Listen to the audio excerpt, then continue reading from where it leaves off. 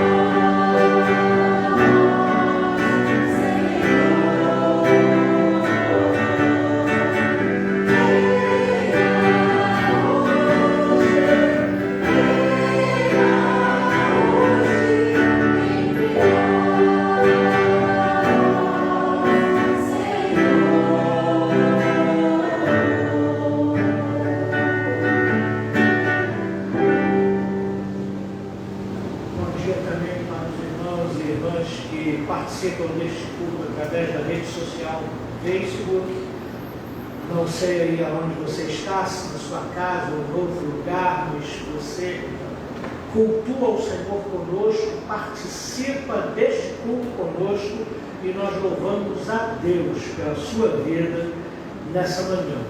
Queridos, o meu desejo é que o Senhor reine na sua vida, reine no seu pensamento, reine sobre as suas vontades, reine sobre o seu desânimo, reine sobre as suas dúvidas, reine sobre a sua falta de fé. Que o Senhor reine, que o Senhor esteja acima dessas coisas, que o Senhor dirija a sua vida, que o Senhor ministre ao seu coração nessa manhã. Então ouça a voz de Deus, ouça a voz do Senhor, porque o Senhor está falando nessa manhã. Abre teu coração e realmente busca o Senhor, porque o Senhor reina. Vamos ficar de pé, vamos orar. Direcione o seu pensamento ao Senhor, a sua intenção, as suas motivações nessa manhã. Senhor nosso Deus, te adoramos na beleza da tua santidade, te adoramos porque o Senhor é o Rei de toda a terra. Ó Deus querido, o Senhor é o Rei da nossa vida, o Senhor é o Rei, ó Deus querido, de todas as nossas motivações e vontades. O Senhor reina sobre todas as coisas. Só acontecem as coisas se o Senhor, que tem domínio sobre tudo, permitir. E nós bendizemos o teu santo nome, ó Deus querido, te adoramos nessa manhã, porque estamos falando com o Senhor de toda a terra, Criador, a quem pertence toda a terra, aquele que sustenta todas as coisas. Te agradecemos pela vida de cada um, ó Deus querido, presente aqui. Te agradecemos pela vida de cada um que participa desse culto pela rede social Facebook. Te agradecemos, ó Deus, pela chuva que cai. Te agradecemos, ó Deus, porque o Senhor permitiu que nós acordássemos hoje e vivêssemos mais um dia. Ó Deus querido, o Senhor tem alongado os nossos dias sobre a terra, e nós te bendizemos, ó Deus querido. Um dia após o outro temos vivido, e às vezes esquecemos de te agradecer, esquecemos, ó Deus, que o Senhor é dono absoluto da nossa vida, e que se acordamos e vivemos mais um dia é por causa da tua vontade, é por causa da tua permissão, da tua bondade sobre a nossa vida. Então, Senhor, agradecidos a ti, ó Deus querido, te damos a honra, a glória, o louvor, o domínio, ó Deus querido, porque tu és digno, porque tu mereces, ó Deus, todo o nosso louvor e louvor de todo o nosso coração. Então recebe a nossa adoração, em nome de Jesus Cristo. Amém. Amém.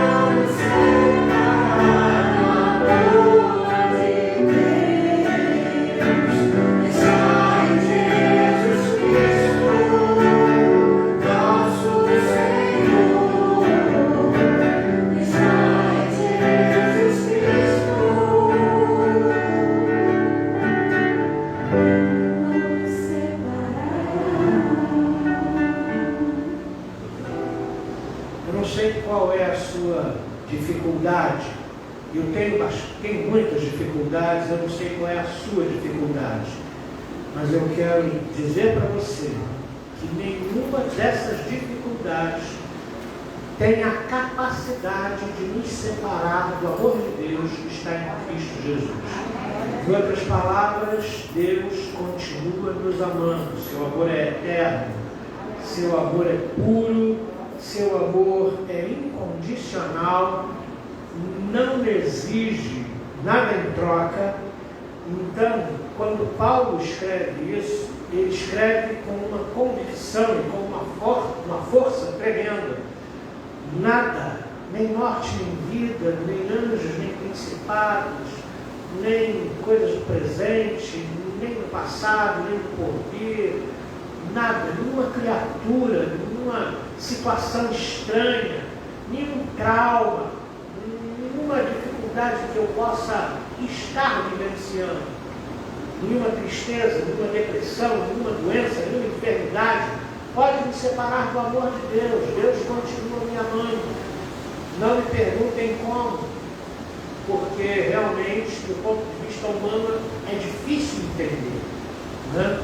Então, mas grave isso, né? Como ele diz: pois eu estou bem certo que nem morte, nem vida, nem anjos, nem principados, nem coisa do presente, nem do porvir, nem poderes, nem alturas, nem profundidade poderão me separar do amor de Deus que está em Cristo Jesus. Podem sentar.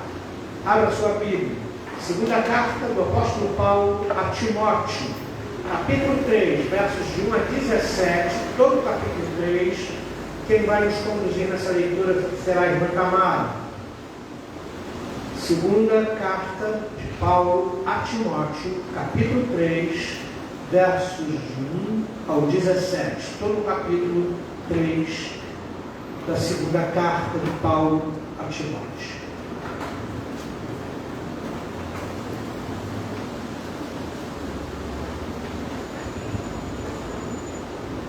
Amém? Bom dia. Extrema corrupção nos últimos tempos.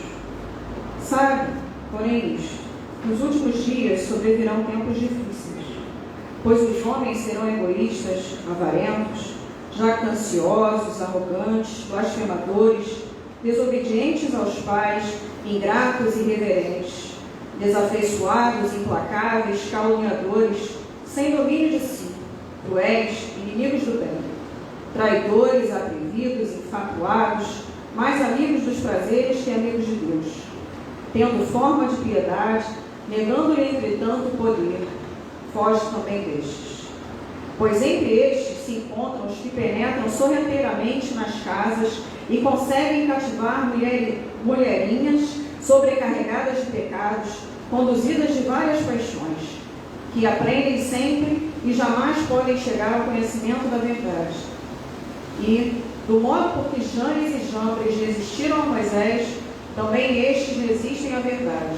São homens de todo corrompidos na mente, réprobos quanto à fé.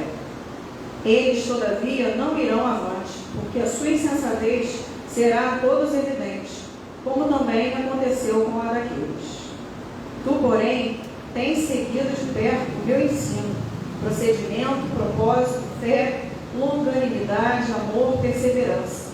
As minhas perseguições e os meus sofrimentos, quais me aconteceram em Antioquia, Icônio e Listra, que variadas perseguições tenho suportado. De todas, entretanto, me livrou o Senhor. Ora, todos quantos querem viver piedosamente em Cristo Jesus serão perseguidos, mas os homens perversos e impostores irão de mal a pior, enganando e sendo enganados. Tu, porém, permanece naquilo que aprendeste, e de que foste inteirado, sabendo de quem o aprendeste, e que desde a infância sabes as sagradas letras, que podem tornar-te sábio para a salvação pela fé em Cristo Jesus. Toda a Escritura é inspirada por Deus e útil para o ensino, para a repreensão, para a correção, para a educação na justiça, a fim de que o homem de Deus seja perfeito e perfeitamente habilitado para toda boa obra. Amém. Glória a Deus. A Escritura, ele termina esse capítulo 3 falando da Escritura, né? Como ela é apta para aperfeiçoar a nossa vida. Então, leia a Escritura, medite na Escritura, porque ela vai aperfeiçoar você, ela vai tornar você um homem melhor, uma mulher melhor. Vamos celebrar a vitória de Jesus, trazendo os nossos dízimos, as nossas ofertas ao Senhor e também 1 quilo de alimento não perecível. Peço a você que não se esqueça daqueles alimentos básicos: arroz, feijão, café, óleo, coisas que compõem a cesta básica e que nós precisamos para abençoar algumas pessoas que nos procuram. Então, se não esse domingo que vem, você não esqueça de 1 quilo de alimento não perecível para contribuir com a cesta básica daqueles que estão necessitados, né? Vivemos em tempos difíceis, como a própria Escritura nos diz. Vamos ficar de pé e vamos cantar essa bela canção. Celebremos a vitória.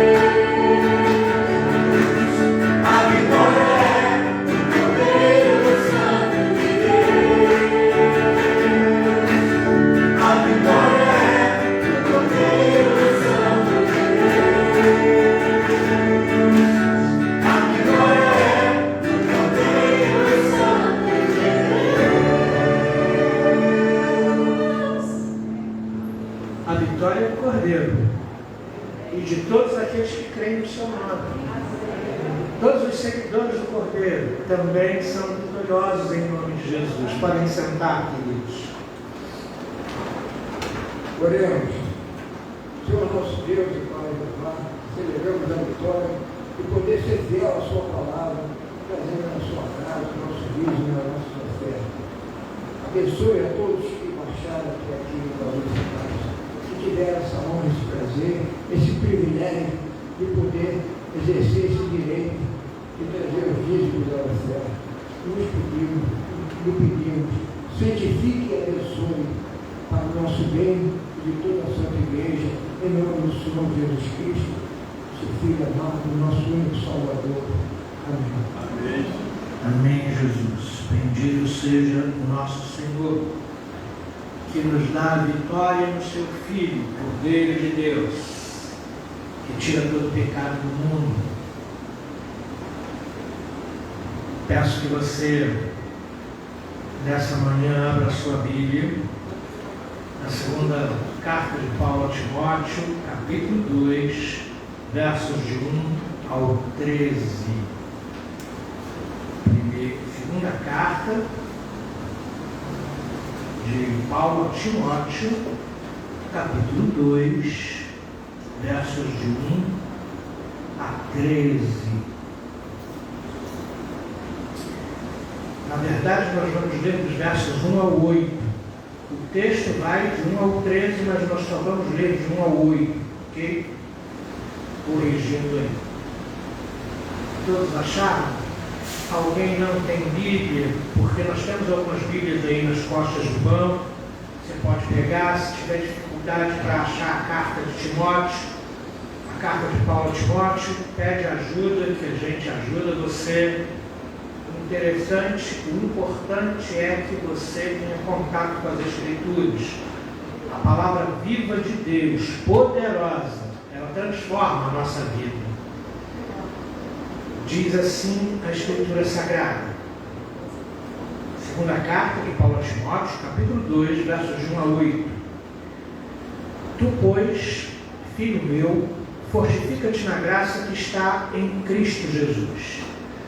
E o que de minha parte ouvistes, através de muitas testemunhas, isso mesmo transmite a homens fiéis e também idôneos para instruir a outros. Participa dos meus sofrimentos como um bom soldado de Cristo. Nenhum soldado em serviço se envolve em negócios desta vida, porque o seu objetivo é satisfazer aquele que o arregimentou. Igualmente, o atleta não é coroado se não lutar segundo as normas.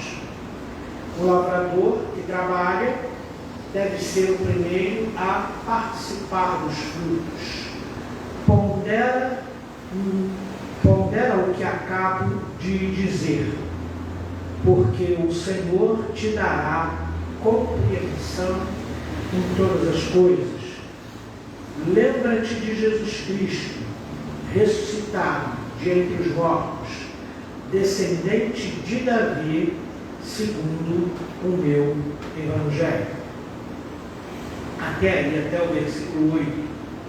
Eu peço a você que preste atenção no versículo 7.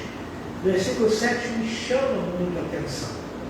Depois de Paulo dar as instruções a seu filho Timóteo, ele enfatiza, pondera.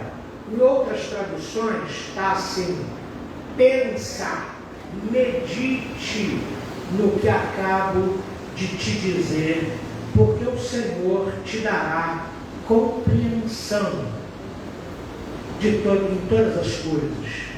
Às vezes, nós lemos a Bíblia Sagrada e alguns textos são especialmente complicados para nós hoje, porque nós estamos lendo um livro que começou a ser escrito há 3.000 anos atrás, ou mais, 3.500 anos atrás. Esse livro foi escrito com base numa cultura que já não existe hoje, com base numa língua que já não existe hoje. Então, se nós não prestarmos atenção nos detalhes e não tivermos um razoável conhecimento do contexto histórico antigo que norteou os escritos da palavra de Deus, nós vamos ter muita dificuldade de entender. Porém, quando nós lemos um texto repetidas vezes, quando nós meditamos sobre aquele texto, o que Deus está falando comigo através deste texto, o Senhor, na pessoa do Espírito Santo de Deus que habita em nós, começa a abrir os nossos olhos, começa a despertar o nosso coração para as realidades da palavra de Deus que o Senhor quer nos comunicar. Então, a leitura da Escritura, ela deve ser sistemática, diária, e ela deve ser sem pressa. Você não precisa ler muito da Escritura por dia, dependendo do tempo disponível que você tem.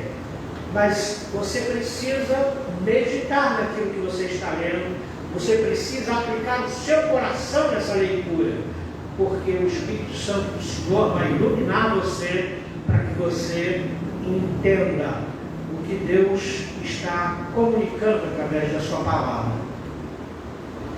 Muito bem. A segunda carta de Paulo a Timóteo, ela se reveste de uma especialidade por alguns motivos, né? Essa é a última carta que o apóstolo Paulo escreve antes de morrer. Essa carta foi escrita entre 64 e 65 e Paulo morreu entre 66 e 67. No período que Paulo escreve essa carta a Timóteo, ele está preso em Roma, né? Paulo tem duas prisões em Roma. A primeira, ele é solto. E a primeira está registrada em Atos capítulo 28. Atos termina, o livro de Atos termina com Paulo preso em Roma. Mas logo depois do término de Atos, Paulo é solto. E passa 3 anos solto e ele faz então a sua 4ª viagem missionária. 3 viagens missionárias de Paulo, junto com os seus companheiros, a primeira com Barnabé, depois com Silas e Timóteo, estão registradas em Atos.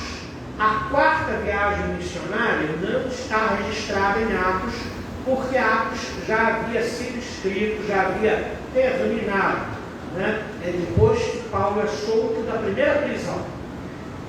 Quando ele escreve 2 Timóteo, ele está na 2ª prisão.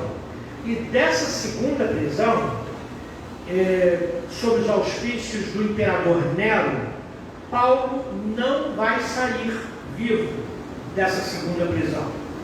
Paulo sabe disso. Paulo sabe que a primeira prisão era uma coisa e ele foi solto, teve a oportunidade de fazer a 4ª viagem missionária. Mas essa 2ª prisão, ela é mais séria, porque Nero era absolutamente maluco, louco, né? Ele bota fogo em Roma, acusa os cristãos de terem posto fogo em Roma, e ele começa então a crucificar cristãos à beira das estradas, em cruzes, e punha fogo, né, nos cristãos presos nas cruzes. E aquela fogueira horrível iluminou as ruas de Roma. Então, por uma série de motivos, Paulo sabia que essa prisão ceifaria a sua vida.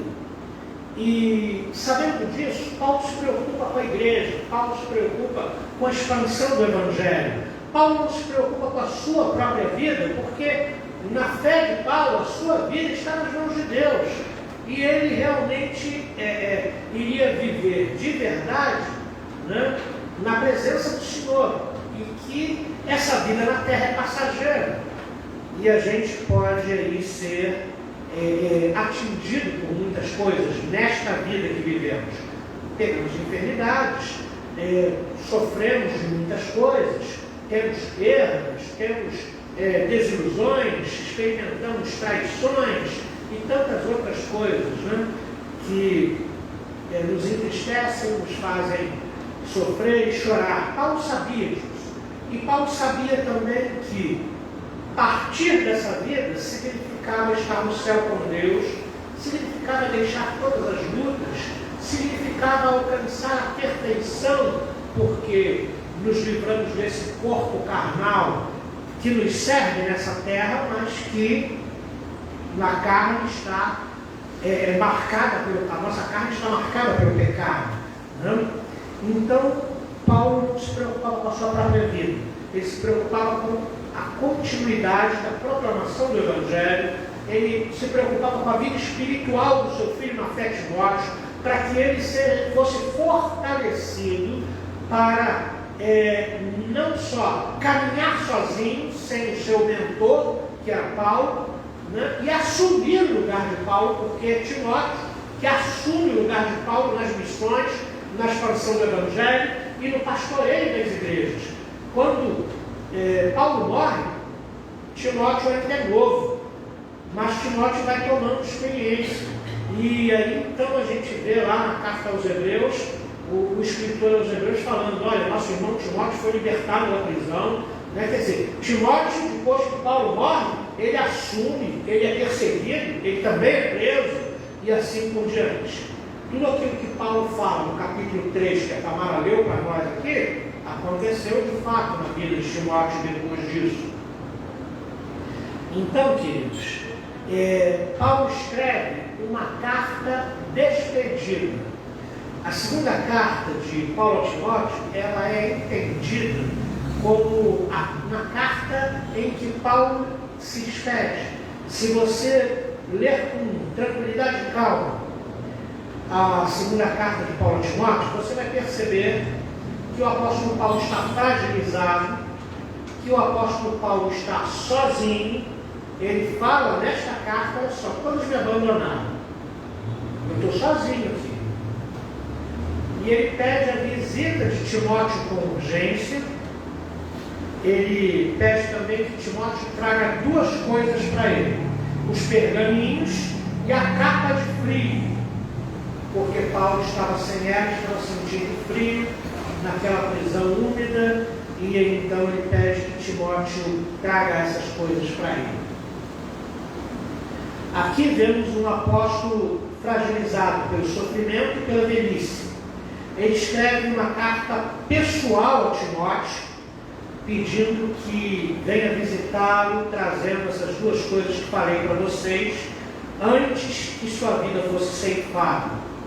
É nítida a preocupação de Paulo por um despertamento, um avivamento na vida espiritual de Timóteo, a fim de que Timóteo venha a ser fortalecido na graça, persevere fielmente em Jesus Cristo e seja cheio do Espírito Santo em poder, amor e moderação.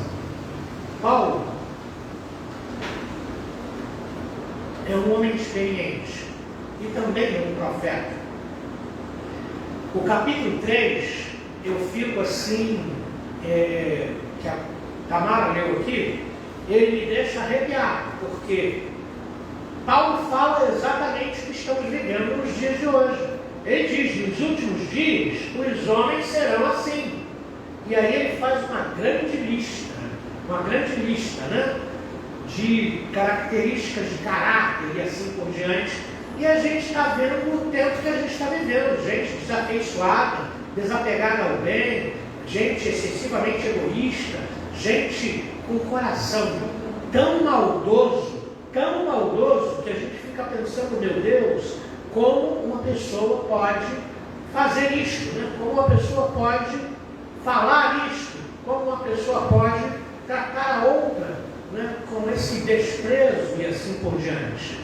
E o início do capítulo 3 ele é bem contundente nessas coisas. Então, quando Paulo olha para o futuro e vê que as coisas vão se deteriorar de verdade, e ele não vai mais estar nesse mundo, ele procura orientar o seu filho na fé, para que ele se fortaleça, para que ele seja capaz de perseverar, para que ele seja capaz de suportar o sofrimento sem desistir, sem desanimar, sem se acobardar. Então, pensando nessa direção que acabo de colocar para vocês, Paulo dá orientações finais ao seu discípulo, enfatizando três coisas, né? Nós não podemos falar exatamente tudo que a segunda carta fala, né? Tudo que Paulo ensina a Timóteo, mas nós podemos focar naquilo que é mais intenso. Então a primeira coisa que Paulo diz para Timóteo é o seguinte: fortaleça-se na graça que está em Cristo Jesus. Esse é o primeiro conselho de Paulo a Timóteo.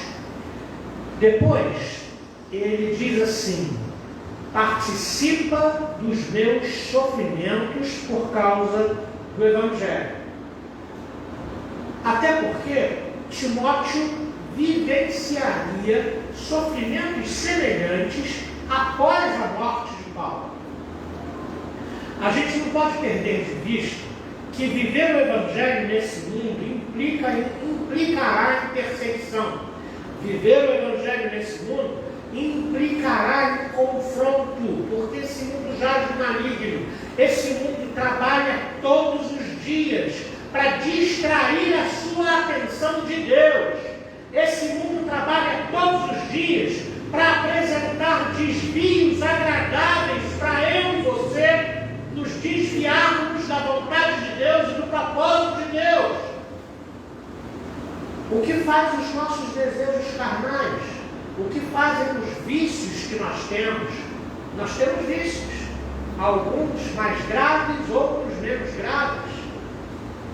O que fazem o nosso sentimento de não focar em Jesus Cristo? A gente está aqui, mas está pensando em 10.000 coisas diferentes.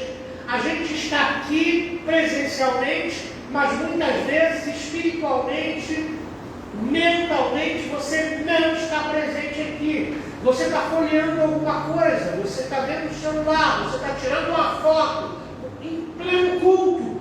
Você está focado no Senhor? Claro que não.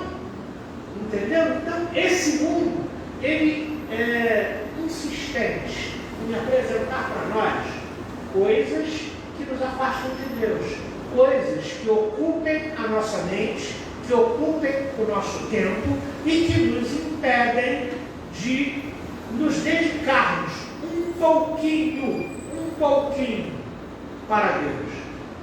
A gente não tem tempo para orar, nem tem tempo para ler a Bíblia, mas tem tempo para todo outro tipo de coisa.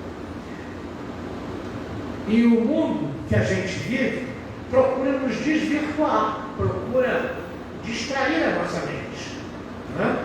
Precisamos de distração, precisamos de entretenimento, mas o excesso de informação, as notícias ruins, coisas assim vão desvirtuando a nossa mente, né? Para que a gente não foque em Cristo, para que a gente não estabeleça um relacionamento de intimidade com o Senhor. Vamos lá. A primeira coisa que Paulo fala para Timóteo, para mim e para você, é que nós devemos estar ou devemos buscar o fortalecimento na graça que há em Cristo Jesus. Capítulo 2, verso 1. Você pode conferir aí na sua Bíblia. A pergunta aqui é o seguinte: o que é fortalecer-se na graça que há em Cristo Jesus? E a segunda pergunta é: como eu posso me fortalecer nessa graça? Fortalecer-se na graça que há em Cristo Jesus aponta para um relacionamento diário, um caminhar diário na direção de Jesus Cristo. Jesus Cristo precisa ser prioridade na minha vida, e eu preciso buscá-lo antes de tudo no meu dia. É desejável que eu coloque toda a minha vida, tudo que vai acontecer naquele dia, na presença de Jesus. Ele sabe o que vai acontecer, ele sabe o que eu vou passar, o que eu vou vivenciar, as notícias que vou receber, Ele sabe com quem eu vou encontrar, Ele sabe as coisas que vão acontecer, eu não sei. Eu começo um dia e desejo, para todo mundo, um bom dia, inclusive para mim, que seja um bom dia, que seja um dia alegre, um dia alvissareiro, mas eu não sei como vai ser o meu dia, mas Deus sabe. Então, fortalecer-se na graça, graça é favor de Deus, viver na dependência de Deus, viver no favor de Deus, aponta para um relacionamento. A Bíblia diz: buscar o Senhor enquanto se pode achar. Por quê? Porque vai ter um tempo que você vai buscar e não vai conseguir encontrar. Então hoje você pode achar. Hoje é tempo de buscar a Deus. Hoje é tempo de realmente você se voltar para Deus, de cuidar da sua vida espiritual, de fortalecer a sua fé, de viver no favor do Senhor e não nas suas intenções carnais. Fortalecer-se na graça que há em Cristo Jesus aponta para uma confiança plena em Deus, uma fé inabalável no favor de Jesus exposto na sua palavra. A palavra de Deus tem muitas promessas, e essas promessas são verdadeiras à medida que eu me aposto dessas promessas e creio nelas. Então, é uma confiança de que Jesus fará exatamente o que Ele diz que faria. Ele cuida de mim, então eu não preciso me exasperar. Não interessa a notícia que recebi, o que eu estou passando. Jesus cuida de mim, diz a palavra do Senhor. Então eu preciso crer nisso, manifestar plena confiança nisso. A Bíblia diz que Jesus nunca me abandona, que Ele está comigo todos os dias da minha vida, até a consumação dos séculos. Então eu preciso crer nisso, eu nunca estou sozinho. Alguns momentos são tão ruins na nossa vida, alguns momentos a tribulação é tão aguda, que nós pensamos que o Senhor não está vendo a nossa vida, que o Senhor nos abandonou, que o Senhor não está nos ajudando, que o Senhor não está nos livrando daquelas intempéries que nós temos enfrentado. Mas a Bíblia diz que Ele nunca nos deixa só, que Ele está sempre conosco, todos os dias. Então, fortalecer-se na graça aponta para uma confiança plena no Senhor, nas suas promessas. Nós não vivemos pelo que vemos, nós vivemos pela fé nas promessas de Jesus.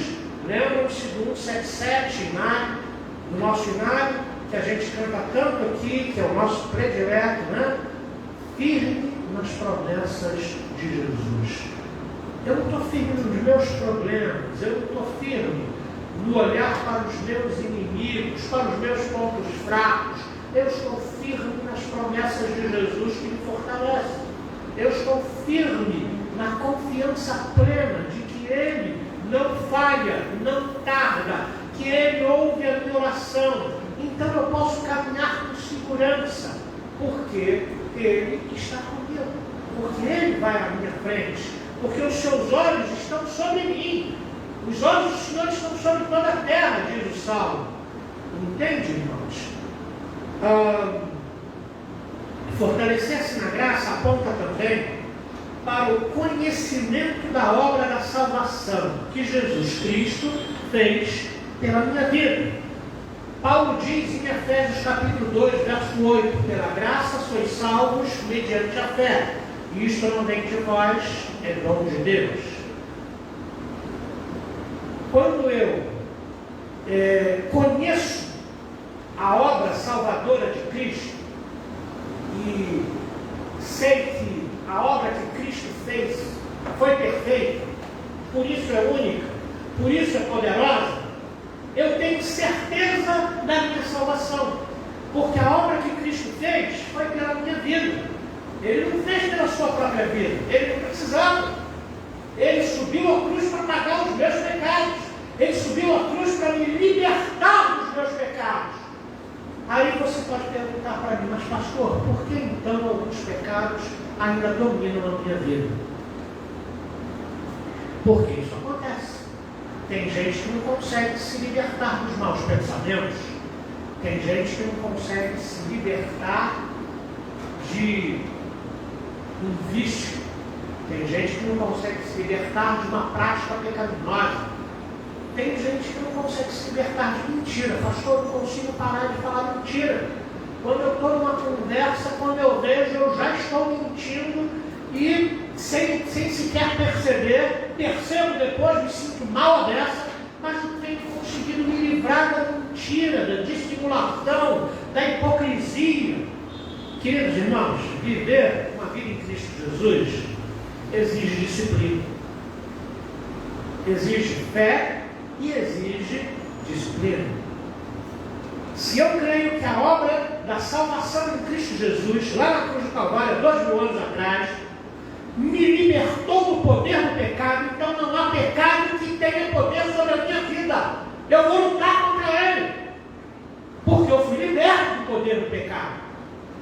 Eu creio na obra salvadora de Jesus Cristo, eu creio no perdão de Deus, eu creio que Ele de fato fez um sacrifício perfeito na cruz do Calvário.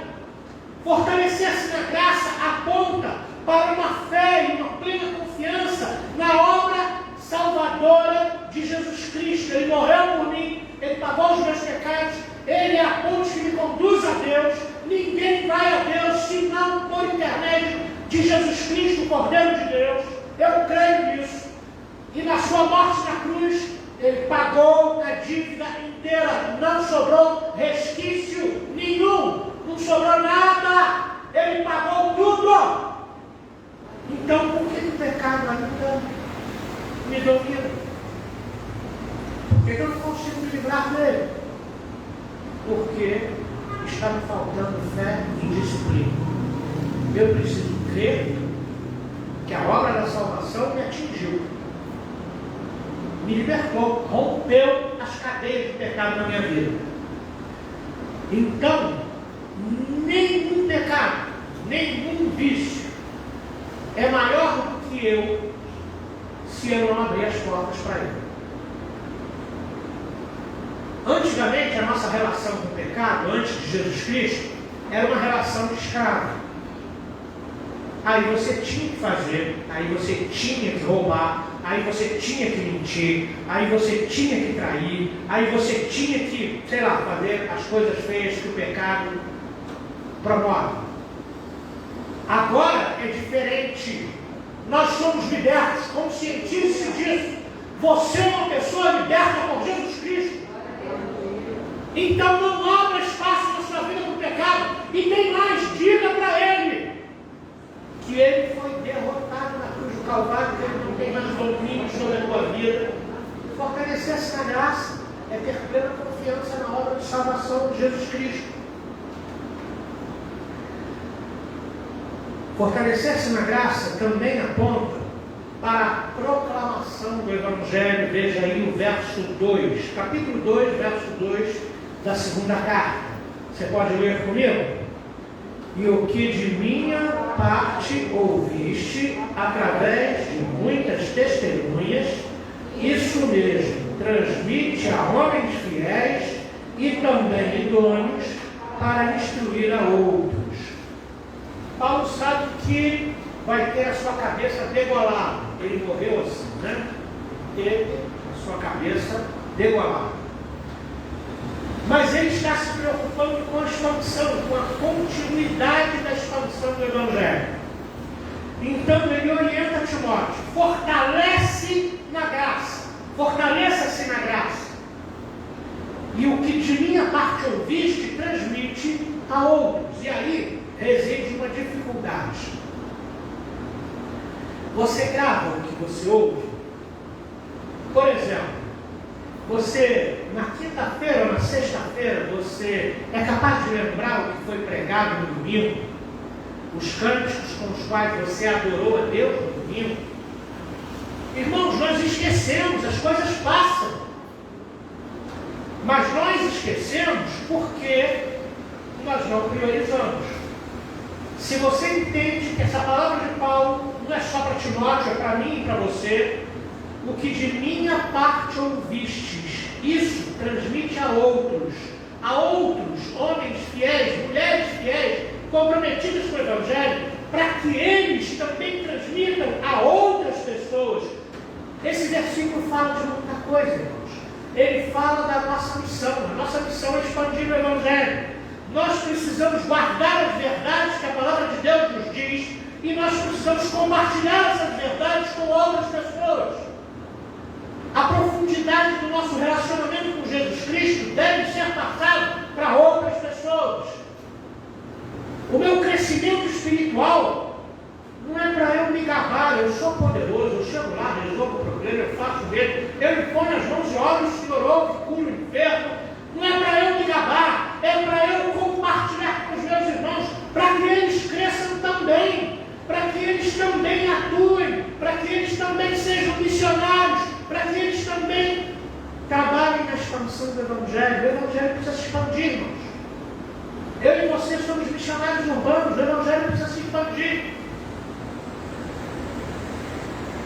Então, Paulo diz, Timóteo, o que de minha parte ouviste, replica para outras pessoas, para que essas outras pessoas repliquem para outras pessoas, e a corrente nunca se quebra. Mas nós sequer lembramos o que foi pregado no domingo, já na segunda-feira. Talvez hoje, quando você estiver na sua casa, almoçando, conversando com a família e tal, você já nem se lembra mais do que foi falado. Então, queridos, fortalecer-se na graça aponta para todas essas coisas que compartilhei com vocês. Espero que vocês não se esqueçam. Em segundo lugar, o que Paulo fala para Timóteo, para mim e para você, porque a mensagem da Escritura é bem atual, é que nós precisamos participar dos sofrimentos como bons soldados de Cristo. Olha só, nós não gostamos de tribulação, nós não gostamos de dificuldade, nós não gostamos de tempo ruim na nossa vida. Nós não gostamos de enfrentar inimigos que parecem ser mais fortes do que nós e nós não conseguimos solução para isso.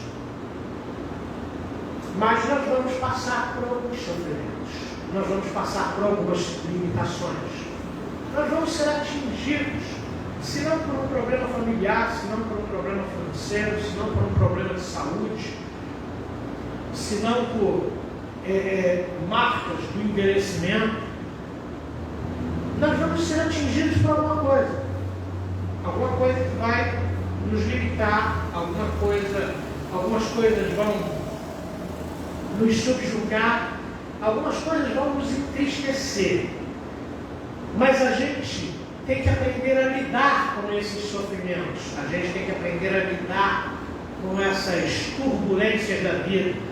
A gente tem que aprender a lidar com as provações. Por quê?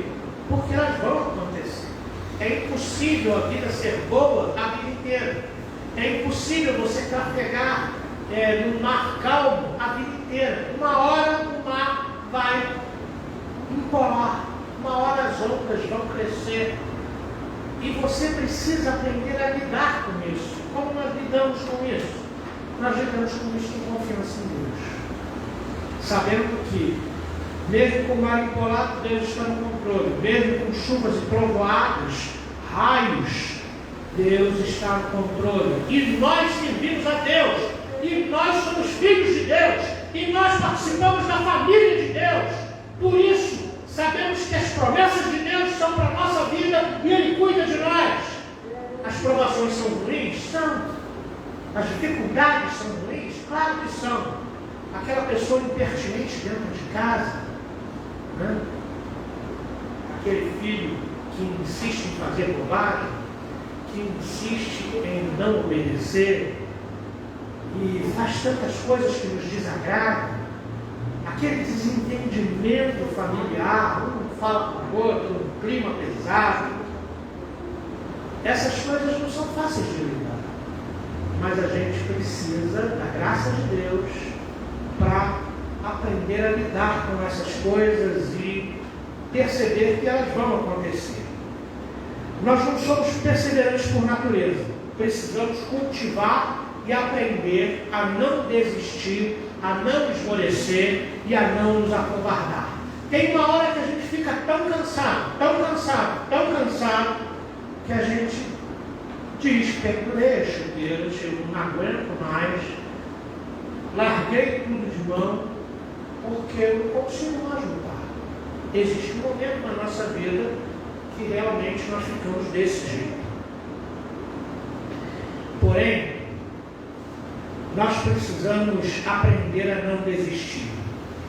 Principalmente quando envolve sofrimento físico ou mental, muitos não resistem, não perseveram.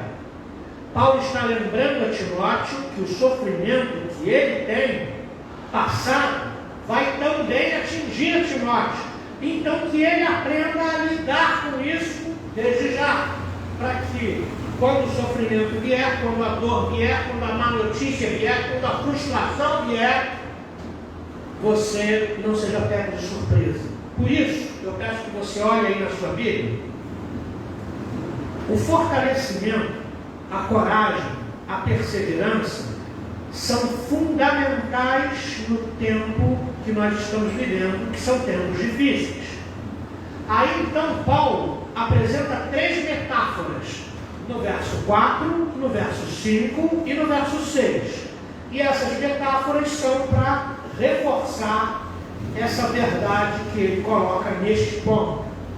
O verso 4 nos fala que temos de ter um único desejo no nosso coração, de agradar a Deus. Nós não nos envolvemos com outras coisas, porque o nosso desejo é agradar aquele que nos chamou. A quem você tem agradado? A você mesmo?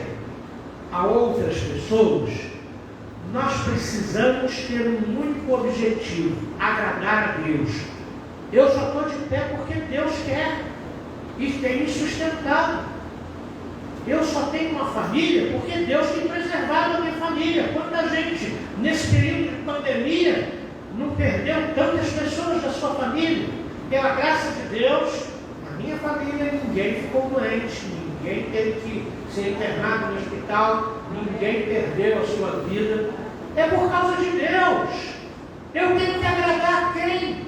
Eu tenho que agradar a quem me salvou. Eu tenho que agradar a quem realmente me atura.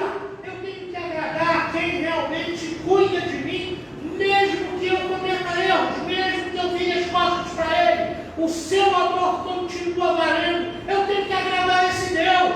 Eu não tenho que agradar a mim mesmo. Eu não tenho que agradar a outras pessoas. Aí eu pergunto para você, o que você tem feito? Seja sincero.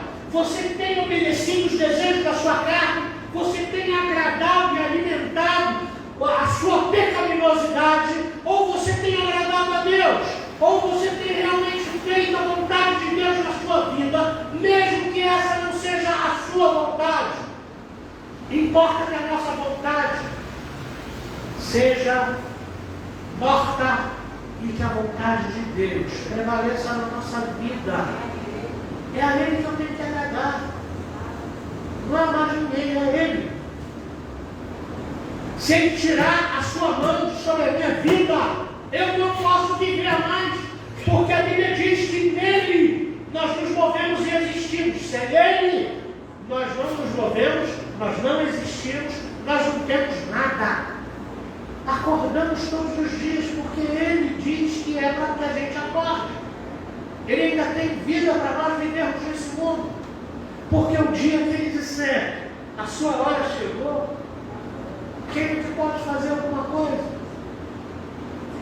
Tem um vizinho lá na rua que eu moro, e ele consertava o nosso portão eletrônico da garagem quando ele ficava ruim, que às vezes ele começava a não obedecer o comando e ficava aberto o tempo inteiro, não queria abrir. Aí a gente chama no vizinho, ele entende, mexia lá no portão eletrônico e o portão ficava bom, regulado de novo.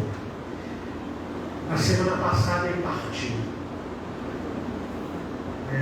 Ele tinha uma esposa doente, ele fazia todas as coisas em casa, ia no mercado, fazia comida, preparava tudo. E naquele domingo passado foi assim. por volta das 6 horas, ele teve um infarto e caiu. E não se levantou mais. Irmãos, existe uma hora, só Deus sabe. Aí eu vou ficar agradando a mim mesmo, eu vou ficar agradando aos outros. Eu tenho que agradar a Ele. A minha vida está na mão dele. Eu só caminho porque Ele permite. Só estou aqui porque Ele permite.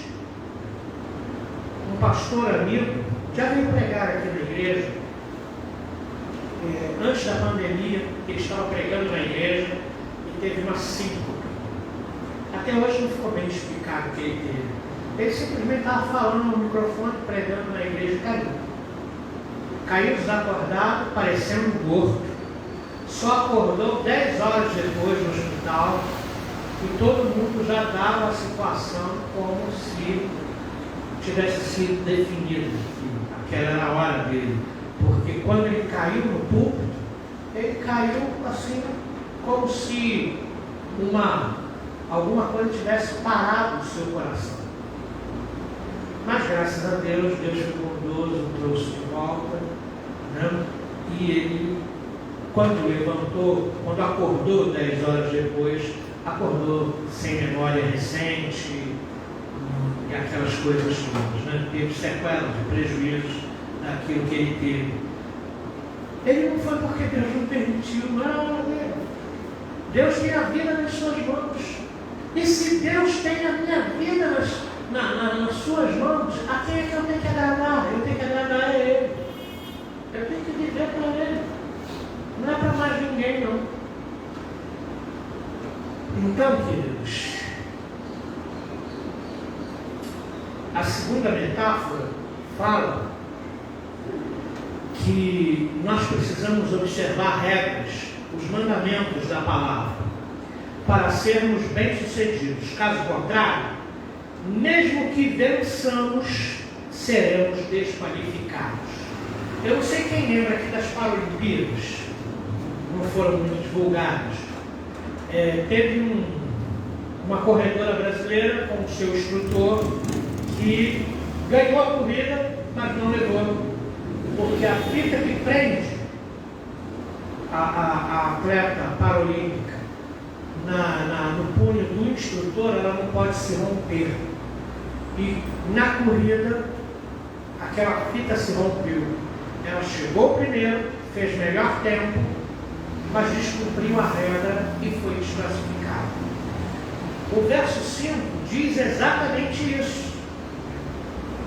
Um atleta tem que lutar segundo as regras. E, comparando a vida cristã a uma maratona, nós precisamos seguir as orientações da palavra de Deus. Não dá para você conquistar ou vencer atropelando as regras que o Senhor colocou para nós. Então, nós precisamos andar segundo a palavra. Em terceiro lugar, o verso 6 nos fala para servirmos a Deus em sua obra com fidelidade, sem desanimar, pois seremos os primeiros a participar dos frutos, a receber as bênçãos. Paulo termina esta parte fazendo um apelo. Pense, medite, observe, se detenha, raciocine no que acabo de te dizer, na certeza de que Deus falará ao seu coração e te explicará todas as coisas. Não esqueça, não deixe de pensar, não deixe de meditar naquilo que você tem ouvido. Aplique a palavra à sua vida.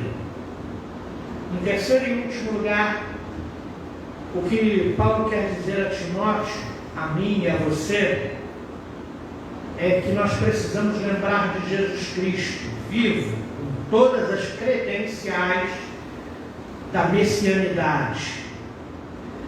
Paulo fala no verso 8, e ele dá continuidade ao pensamento dos versículos de 1 a 7, ao enfatizar uma admoestação, para que Timóteo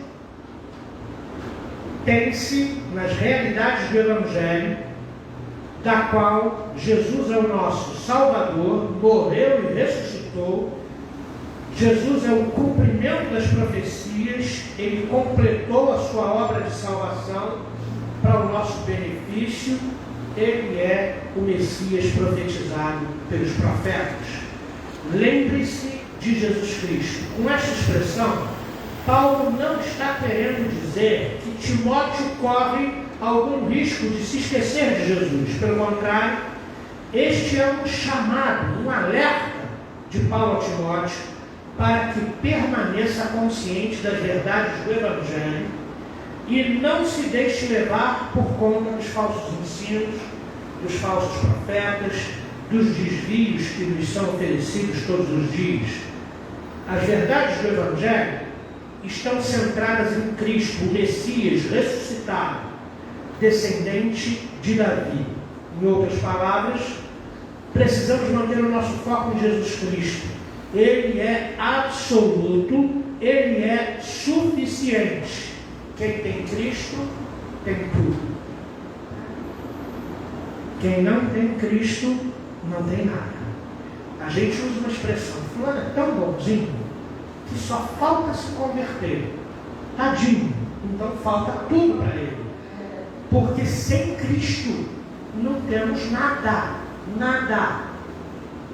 Sem Cristo não vamos estar com Deus. Sem Cristo vamos para o inferno. Sem Cristo vamos sofrer eternamente, aqui e depois dessa vida. Sem Cristo não tem esperança, sem Cristo não tem consolação, sem Cristo não tem nada. Mas quem tem Cristo pode descansar, tem tudo. Se você tem Cristo, tem força. Se você tem Cristo, tem vitória. Se você tem Cristo, tem salvação. Se você tem Cristo, você tem quem cuide de você. Se você tem Cristo, você tem quem peleje pela sua vida. Quem tem Cristo não está só nunca. Ainda que esteja absolutamente só no seu apartamento, o Senhor está ali. Pode falar com Ele a hora que você quiser. Pode reclamar com Ele a hora que você quiser. Pode abrir o coração a hora que você quiser. Pode falar das suas desilusões e frustrações a hora que você quiser. Ele está te ouvindo. Ele nunca está ocupado. Ele nunca vai dizer para você, fala comigo mais tarde. Ele está sempre ouvindo a gente. É esse Deus que eu tenho que agradar. No fim do tempo escatológico, quando eu digo tempo escatológico, eu estou falando do nosso tempo. O tempo escatológico é desde a ascensão de Jesus até a sua segunda vinda. Então nós estamos em pleno tempo escatológico. No fim do tempo escatológico em que estamos vivendo, eu acredito que nós estamos no tempo do fim e que as coisas, as profecias bíblicas vão se manifestar cada vez com mais clareza, mais força no nosso tempo. É um tempo pesado de notícias ruins, de aumento um aumento acelerado do pecado, acentuando todas as dificuldades registradas no Apocalipse. Nós precisamos de um relacionamento intimamente profundo com Jesus Cristo. Não desistirmos ou desanimarmos com as dificuldades. Nós precisamos fitar os nossos olhos no verdadeiro Evangelho, no qual a pessoa de Cristo é a pessoa principal, no qual está centrado o verdadeiro Evangelho, é na pessoa de Cristo e na sua obra redentora. Então, pense, medite naquilo que você ouviu, guarda no seu coração, pense nisso durante a semana, a quem eu tenho agradado, como eu tenho vivido. Se eu tivesse sentado aí na minha sala com o Senhor e se perguntasse para Ele, Senhor, e aí, como é que está a minha vida? O que Deus diria para mim? Eu estou me deixando enfraquecer pelas coisas ruins ou estou me fortalecendo na graça? Pense nisso, guarde isso no seu coração. Aviva a tua vida no Senhor. O propósito de Paulo com essa carta é dar uma sacudida na vida de Timóteo e na minha e na sua vida. Nós precisamos ser sacudidos. Nós precisamos entender que precisamos cultivar a perseverança, precisamos nos fortalecer cada dia.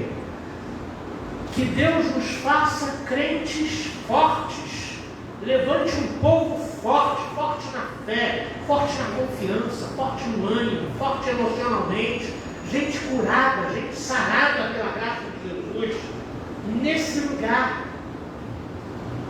Que Deus levante pessoas que têm compromisso com Ele, que têm vida durante a semana, que têm vida aos seus pés, que busca a sua presença, que tem ouvido a sua voz e que tem buscado fazer a sua vontade. Que Deus nos abençoe. Vamos ficar de pé.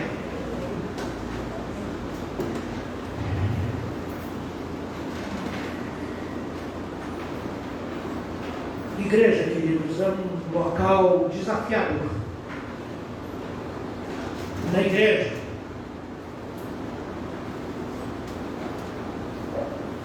nós somos desafiados a crer.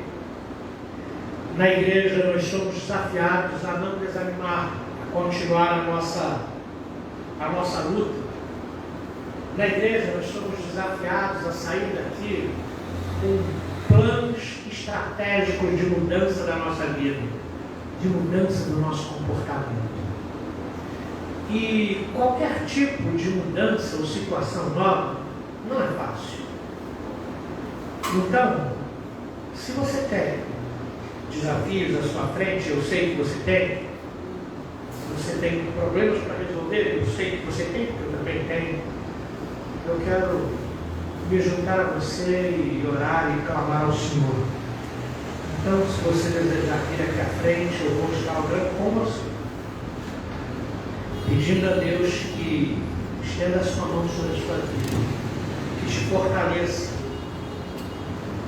Se você precisa de uma intervenção de Deus específica na sua vida, vem aqui à frente e fala para Ele: Senhor, eu estou aqui por causa da minha família, eu estou aqui por causa do meu corpo enfermo, tenho lutado tanto contra a enfermidade, mas não tenho conseguido vitória.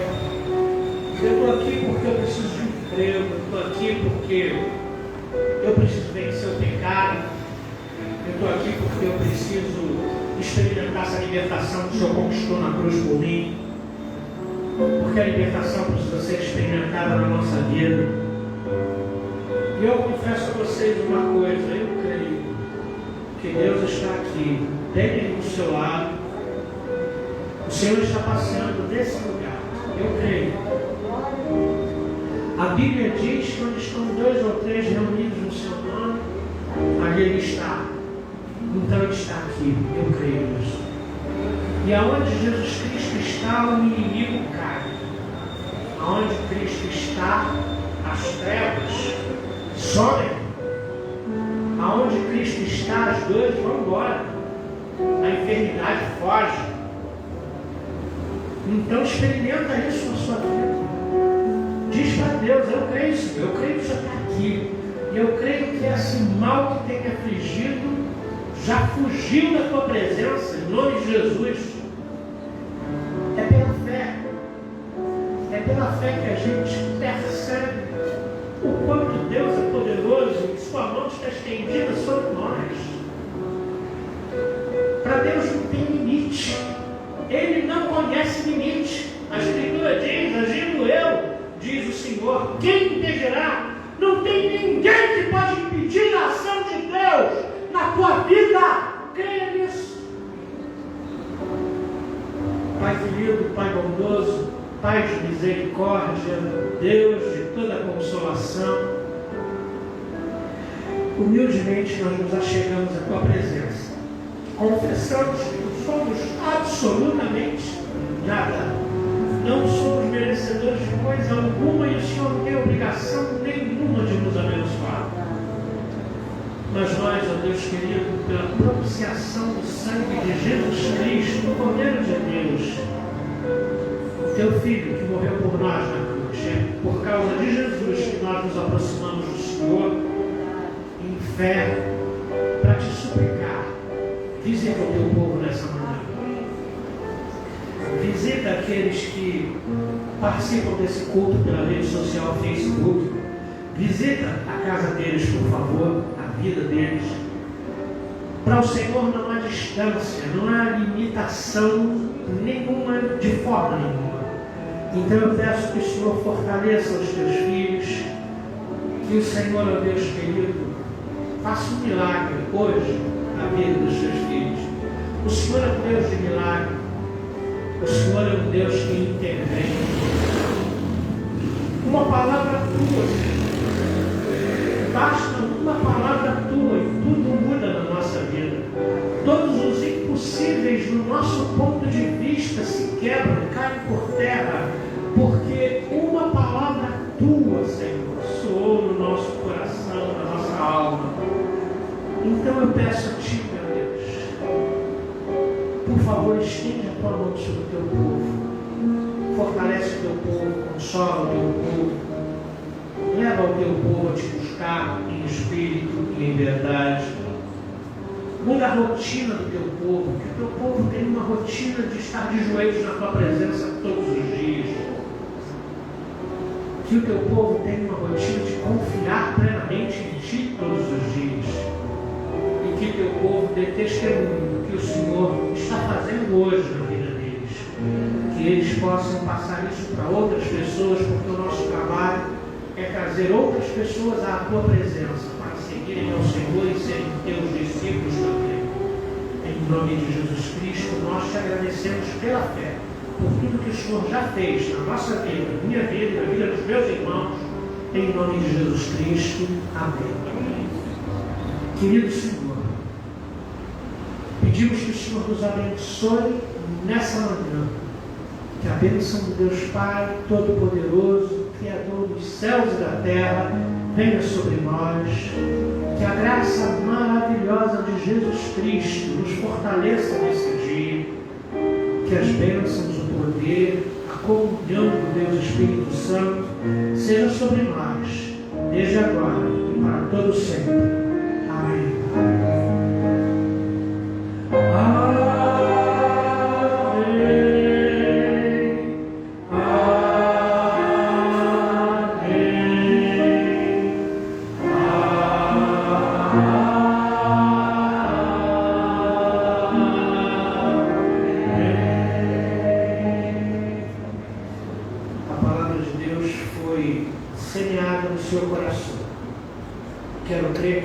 Seja uma boa terra e recebeu essa palavra. Agora, não deixe essa palavra ir embora. Aves de rapina vão tentar tirar essa palavra do seu coração, vão tentar minar a sua fé, mas não deixe que isso aconteça. Deus abençoe você, um bom domingo em nome de Jesus. Amém.